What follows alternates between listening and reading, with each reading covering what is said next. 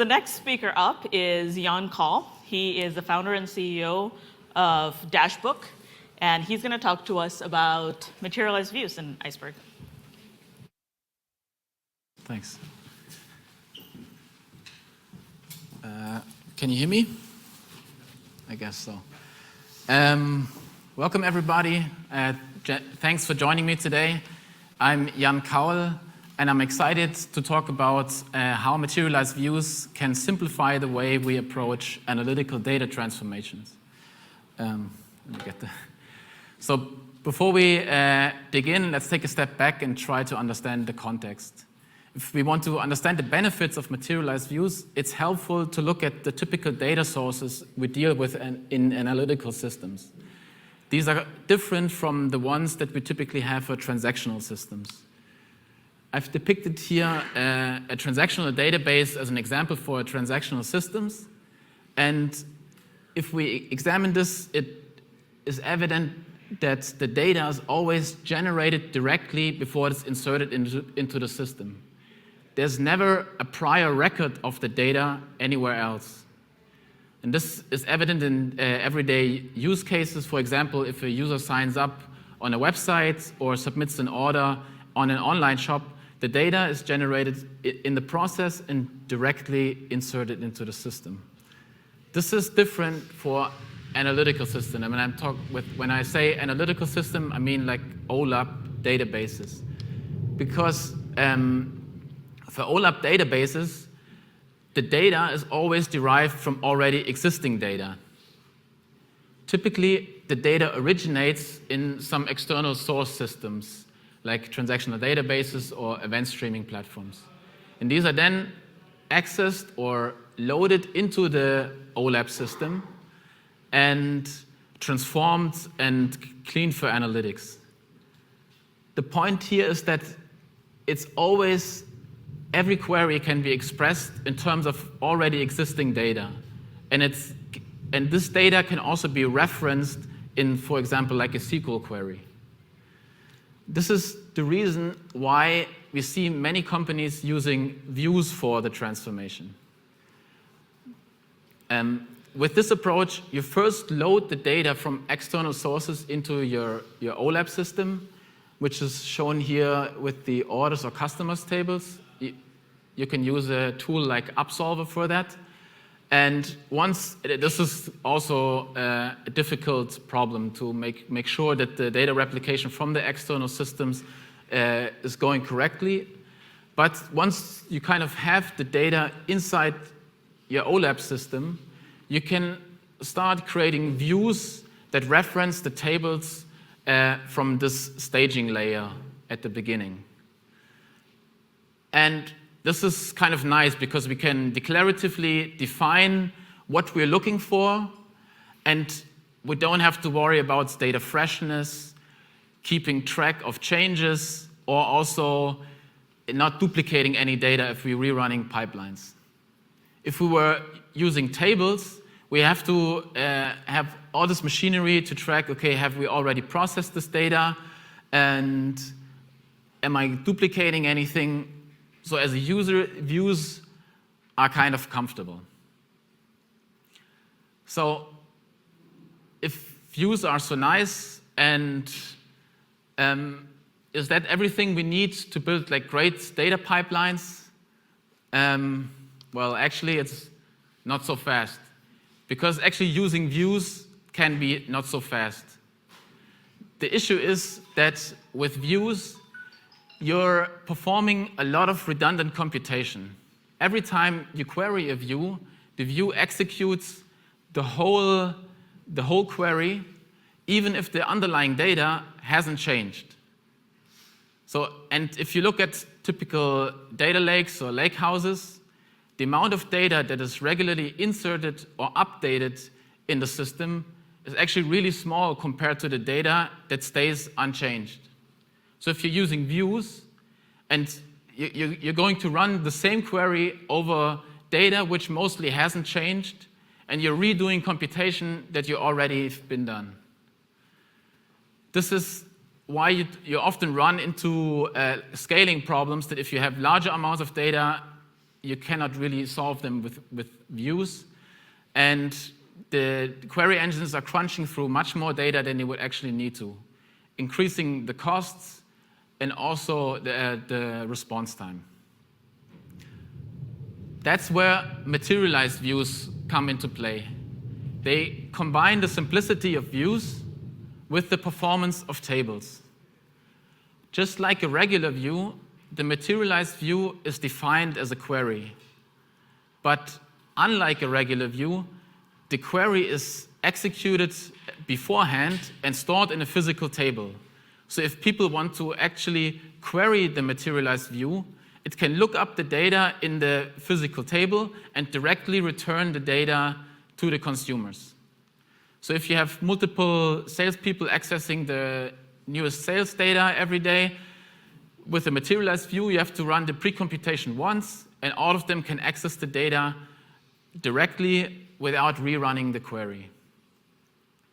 What we can also do with materialized views are incremental refreshes, where only the part of the query is re-executed that references data that has been inserted or updated. We don't have to rerun the same thing that we've already done in the past.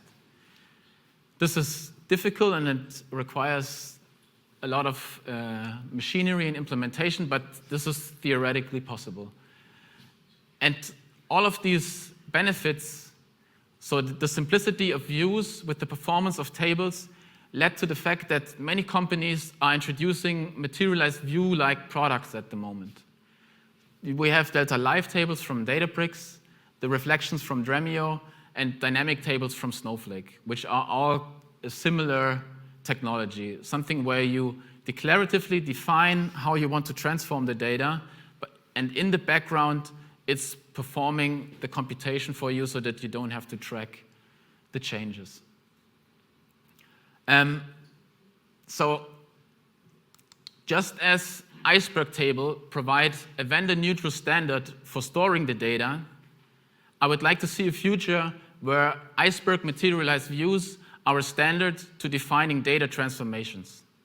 With Iceberg materialized views, you create a staging layer, like here on the left, where you use some tool to replicate the data from your source systems, and then you can declaratively define your business metrics on top of them. Here depicted as materialized views after the first layer. In a more complex scenario, you can have multiple layers, but you can define your business metrics here, and you could use any query engine to refresh the data or access the data.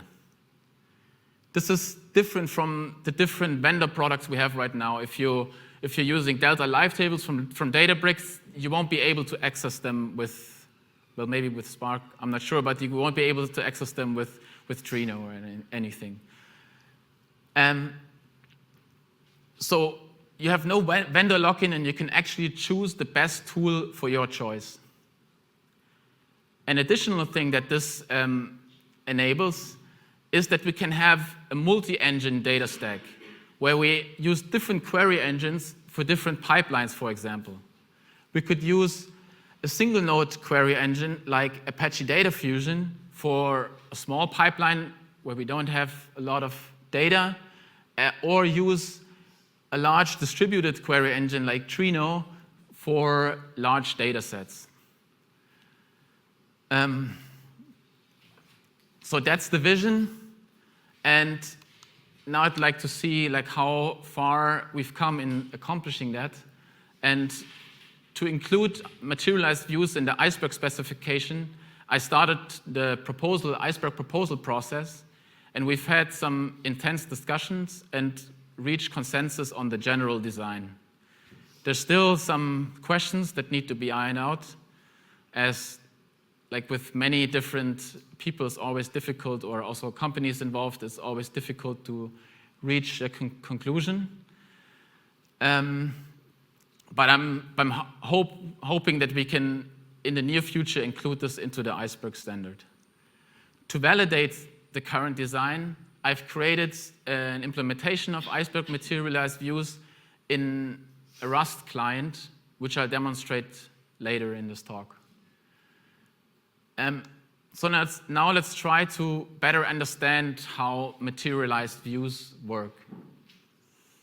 I don't know if anybody of you has any experience with using Iceberg views already. Maybe a show of hands if you have. JB, of course. But materialized views can be seen as an extension to the already existing view spec in Iceberg. And the query definition of the materialized views is stored like a normal view inside the view metadata here on top. But in addition to what we have for normal views, for materialized views, we also store a storage table pointer, which references the table where the pre-computed data is stored. So if you now query the materialized view, the query engine will look up the storage table pointer, load the data from the table, and return it as the results. That's in case the data is fresh or the storage table is fresh. So this principle of freshness comes into play when using materialized views. And to load the data into the storage table, we have to do a refresh operation where we're executing the query that is defined in the view. This can be either a full refresh operation where we're just running the entire query and storing the data, or as I mentioned before, we can view what we've already computed and maybe just do an incremental refresh. And we then store the data in the storage table. To keep track of what the state of our source table, so the source tables are the tables that are referenced in the query of the view. So you always need to look, has the data in my source tables changed since I refreshed them last? And to capture the state of these source tables, the storage table stores information about them. Here, the snapshot ID of what the state of these source tables were. And if you query the view, and the query engine can then check, okay, have these source tables changed in the meantime? If they haven't changed, it can just return the data. If they did change, you have to perform a refresh operation, and this kind of depends on the query engine to load the data. That's kind of to give you the basic understanding of how materialized views work. And now I would like to give a quick demo.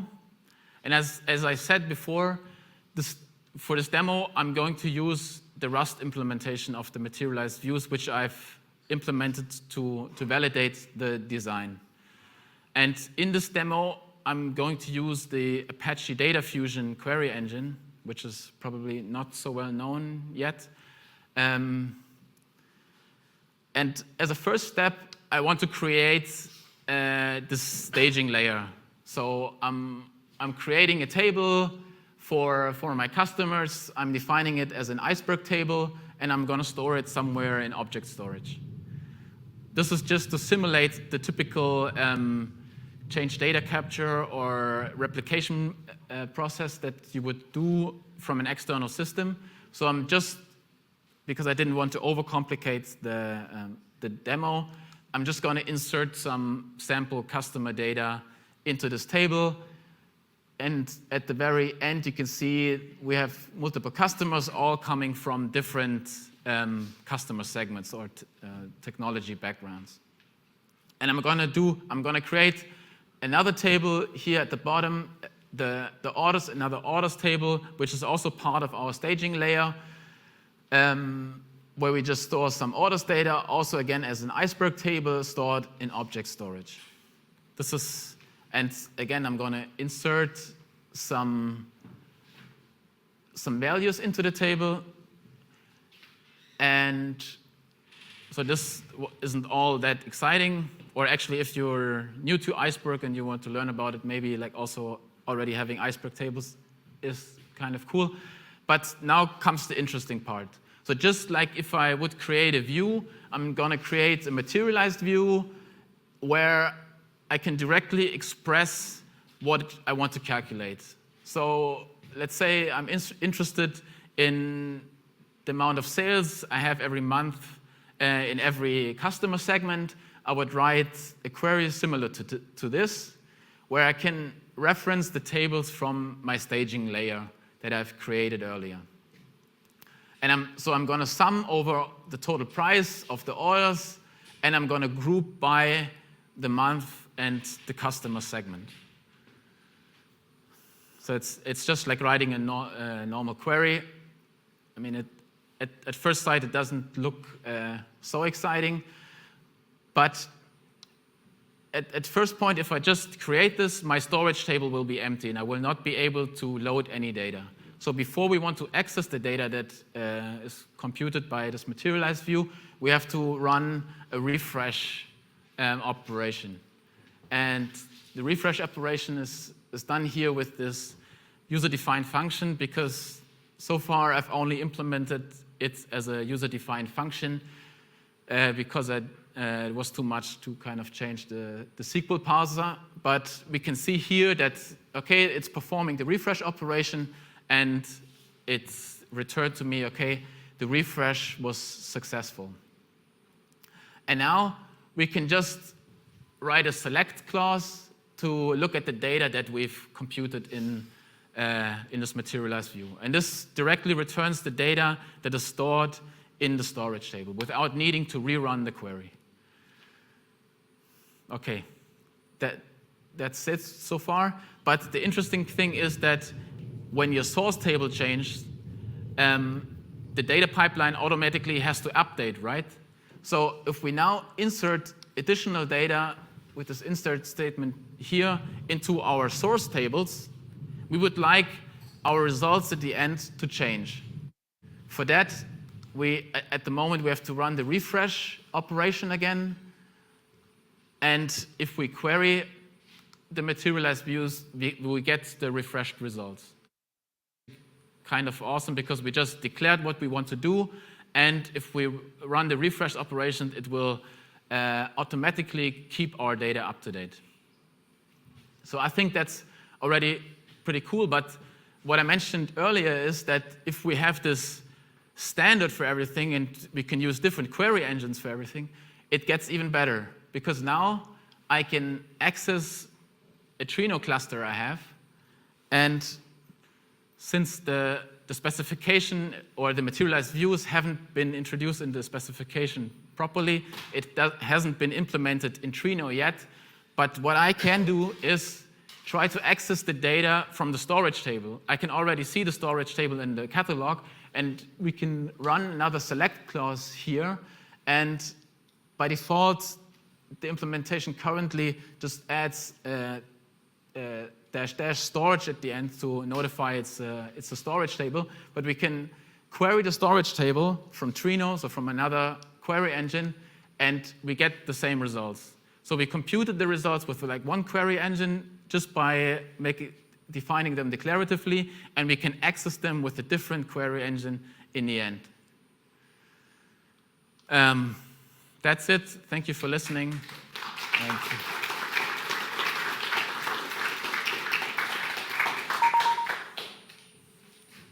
Do you have any questions? Yes, please. Yeah, I just have a question. Thank you very much. It was really interesting.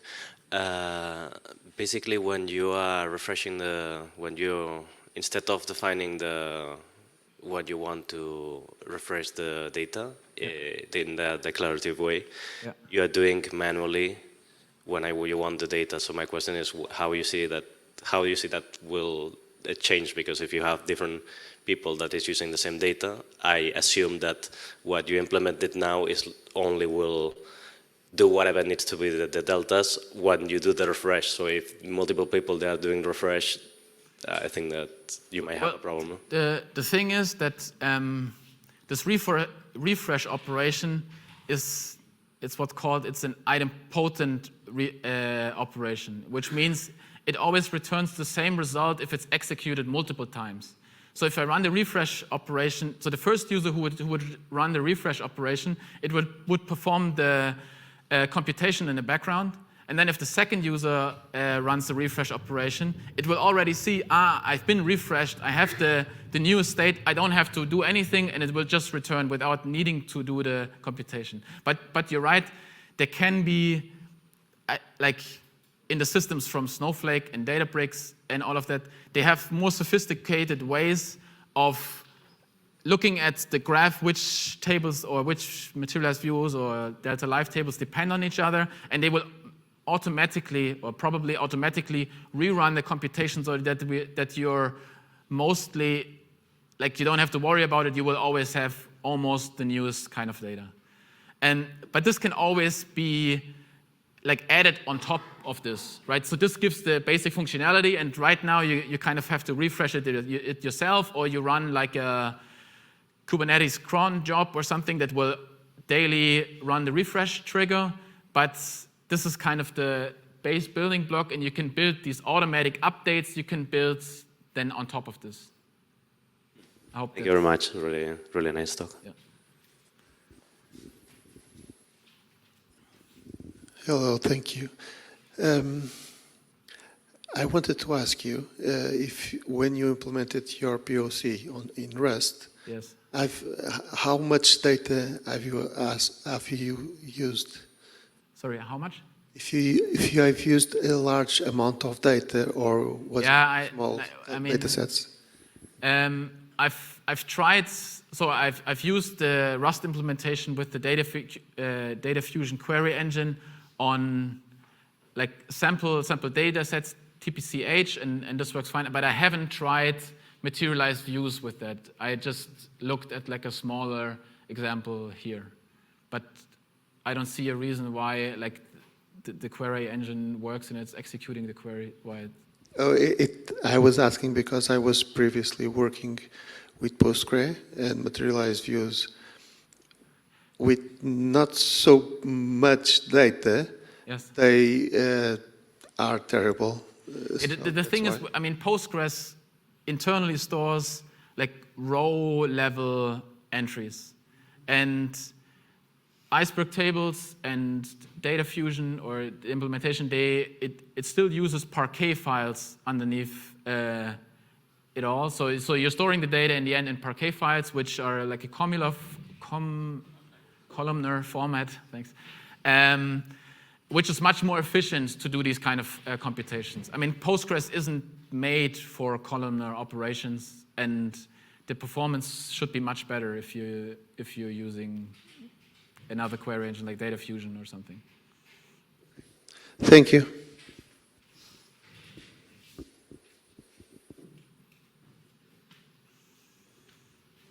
All right, last question. Thank you for the talk. Could you say how the incremental rewrites would work? Because I would expect if you have a query, you kind of have to rewrite the query to work incrementally. There's some mathematicians which looked at the problem in the 70s, and I think like the Postgres materialized views method have been implemented in a similar way, and so you're expressing like your query kind of as a delta query where you look at the deltas, which entries have been like recently added or which one have been deleted, and there's some formulas where you can say, okay, I have this join, and on one side I've added a couple of data, so I can express the join as the results I had before, and then joining the delta with the other side and adding it together or something. Like, this could be wrong, but there's some techniques for that. And so to get this really work, like it's actually complicated stuff, because the queries can be arbitrarily difficult, and it can get really difficult. And you see also in the other products like delta live tables or dynamic tables, they also have some limitations. Like they only let you reference like one level of views down, or they only let you do some aggregations. But like if you look like at large fact tables which only insert data, you can already do a lot. And in the worst case scenario, you can do like this full refresh for a couple of cases, which I think is still, you're winning a lot. So I can add a bit more color to that. So there are a lot of different implementations in the end of materialized views, and the most common ones are going to just do the, like, you know, click a button and it'll refresh and it's not doing anything incremental. But a lot of the different ones, like Snowflake has one, Delta Lake has one, Upsolver has one, they all do incremental updates, and it'll work for a lot of simple queries. And there are some query formulations that it's mathematically impossible to do, like a minimum and then a maximum on top of that. You can't do that incrementally, but these don't actually happen that often. So for most types of queries, like definitely for the examples that he was showing here, depending on the implementation, joins can also be complicated. Some engines do, some engines don't. So it very much depends kind of which engine you're going with and what limitations they have. Thank you.